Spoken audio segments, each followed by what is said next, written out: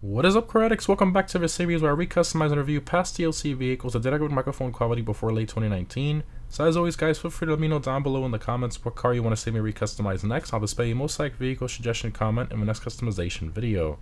So in today's video, we're going to be customizing the Vulcar Nebula Turbo, which I customized / reviewed back in 2019 when it released.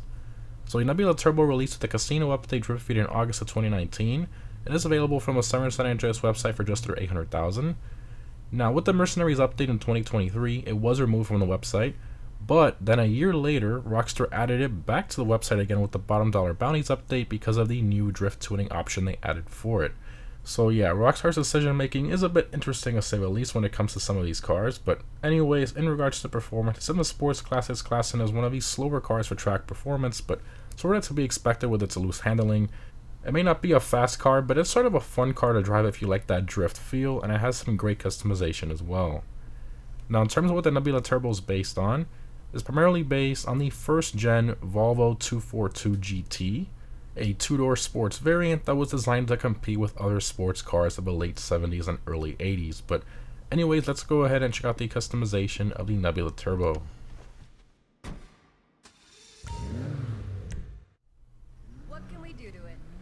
Alright, Nebula Turbo, let's do it. So we got armor, brakes, bumpers. So you got primary front bumper. See the difference there. Race fogs, rally, primary, sticker bomb splitter, no bumper, drift intercooler, and the race intercooler. Personally, I don't know. I feel like the stock one looks best because it has the splitter and stuff. Like, the stock one's the only one that has a splitter other than the sticker bomb one. I guess. And there's no primary with splitter, even though I kind of prefer the stock one anyway. So I guess I'll keep the stock one. Rear bumpers, you can do the primary rear bumper, which wouldn't match our front, so keep that stock. Engine will max out. Exhaust. So you got a dual tip. Let's have a difference there. And you got the tuner exhaust, nice, and then the epic bean can. Okay, I guess we'll do that. Why not? Fenders, sticker bomb fenders, up front. Okay. Grill, you got plain grill, grill fogs, and grill fogs with light covers. I kind of prefer the plain grill. Kind of gets rid of those fog lights there, so we'll do that. Hood, you got carbon, sticker bomb, rusty hood. Exposed turbo hood, exposed twin turbo hood. Then you got the because drift car, which is sick with no hood. Then you got the no words needed, which is a twin turbo like LS style engine. That's just crazy, insane. I do wonder if the exposed twin turbo, like under that hood, actually I can kind of see the valve cover there. I believe that is the V8 engine model under there, the one that we see here. Yeah, it looks to be that one. Yeah, it is that one. Yep, you can see the valve covers. Okay. I kind of like this one with the single turbo. Let's go ahead and do, I guess we'll do the exposed turbo hood. I've got that installed for you. Lights, we'll leave that stock. Liveries, you got the 70s called, which is awesome. The retro, like, turbo livery. Love that. Then you got the Nordic Racer. Geometric camo, razzle dazzle, so a few different camos. And you got roadkill, which is like blood splattered everywhere, like rust. It's crazy. Keeping it real, like the graffiti looking one. Then you got the rusty shark, which is pretty cool. Hawaiian snow rally. Steampunk. These are very interesting liveries they definitely did for this one. Also, there are extra liveries available, which we'll show once we install the drift tuning option in the LS car meet. I do like the 70s one a lot. I think I might go with this, to be honest. I like that a lot. So the sun strip is forced in this car. I forgot about that. The sun strip. This is forced on this one. Louvers. So you can do the black louvers or primary. Normally, I'm not too fond of louvers on cars, but on this one, I think it actually looks pretty decent. So I'm going to go with the black louvers there. Mud guards, so currently they are stock black, so if you want to make them secondary, you can do that. I feel like leaving them black, to be honest. I'm going to leave that black. Plate, do that. I don't think I have a good plate for this. Yeah, not really. I don't have a good plate for this one, so I'll just put, there we go, works. Alright, continuing to color. I think this car looks great in red, especially with that livery. I think it looks pretty good. We could also do maybe like a metallic cream. I think it looks great. That looks really good. I like that. Maybe like a metallic cream, and then pearlescent. We can do like an ice white just to brighten it up a little bit more. Yeah, it looks good. We'll do that. Secondary, we'll do cream as well to match. Kind of gives it that older looking vibe, you know, with the livery and stuff, but then it's a sleeper at the same time because of the, well, not a sleeper when you have a turbo sticking out of the hood, but you get what I mean. Okay, problem before this car goes on the doors. Okay, roll cage. So if you want to install that, you can do the roll cage. It removes the headrest in the back. Interesting. I think I'll skip the roll cage option. The roof, you got the roof luggage, got large roof rack, the Alpine rack, a stack of okay, Rockstar, and then you got the junk trunk, which is just, wow. Okay, I think I'll skip these. Sport upgrades, got the sticker bomb trunk, they got carbon trunk, rusty trunk. Finally a wing, they got a sports wing, the mid-level, which I quite like that one. The drift wing, and then the race wing. Ooh, I like the race wing. Oh, and the race wing adds the fuel fillers there in the back. The race fuel fillers. I kind of don't want that, but I like the race wing. Oh, sports wing is the same thing. The only difference is the trunk. It got like the trunk latches there. And then it adds, okay, so like race spec. Okay, so we'll do a sports wing then. Okay. Suspension, so you can lower it, and you can even slam it all the way with the camber if you want to do that, so you can have that full drift car look. That's just insane.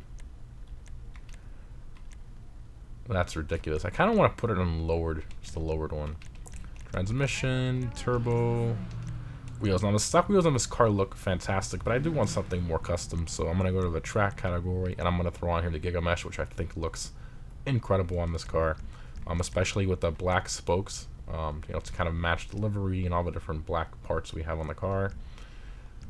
So we'll do that. Windows, think some light smoke, and that's all the options there. All right, let's go ahead, exit to ground, take it for a drive. We're gonna take it to the LS car meet so we can see how much the drift tuning option is, and how it works on this car. Wow, this thing has a ton of wheels, but I forgot about that. So this doesn't have drift tuning on it right now, but it drives like I forgot how this thing drives. It literally will tell you on the top left where this vehicle can be equipped with drift tuning. It drives like it has drift tuning already on it. Wow, this thing is wild to drive. I forgot how crazy and weird this thing was to drive. Now it sadly does have that weird steering bug similar to like the Vamos and the Tulip and stuff, where it does sort of like steer on its own a little bit depending on the bumps. So it's one of those cars with that sort of strange situation. But it is fun to drive. Got like the OG looking Fudo interior, I think. This thing is wow, sketchy. Oh my goodness. What a crazy machine to drive. I imagine this thing with HSW would literally be undrivable. Adding more power to this would be a death trap, but that is strange. Well, remember, this car came out before the oh my god. This car came out before the drift tuning thing even existed. So it's, I guess they were trying to do sort of a drift car like stock, the way it handles, like very loose, and oh my goodness. This is, I haven't driven this since it came out. I forgot it was like this wild to drive, to say the least. My goodness. Okay, well, let's take, I don't want to drive this anymore. Let's go ahead and enter here, put the drift tuning. Let's see how this thing, how it changes. I mean, it's going to be even crazier, but you really don't have, you don't have a normal driving Nebula Turbo. You know, it's kind of strange because it drives sort of like a baby version of drift tuning. Hey, you found where it's at. Drift tuning, 200,000. Okay, well, let's see. Let's see how it is to drive now. Suspension. Oh, you can still do all this. Okay. I kind of want to put it on street now. I think it kind of suits the drift thing better. Also to mention, when you install a drift tuning option, it does give you extra liveries for this car that we didn't see before. So if we go all the way down here, you'll see that we do have extra liveries. So all these here, you get with the drift tuning option. These are all new when they added the drift tuning option for this car. So very, very cool there. Although I do personally prefer the 70s turbo livery, but these are still very, very cool that Rockstar has these available. Alright, let's go ahead and take it for a drive. I will admit, it does look pretty cool slammed like that. Oh boy, let's see how this thing...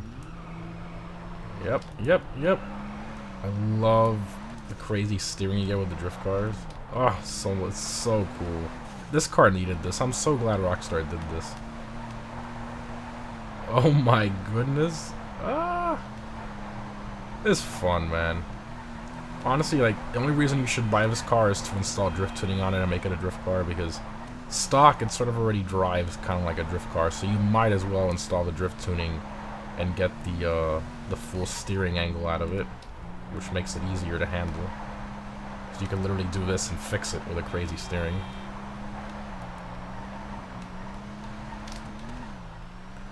Fun car.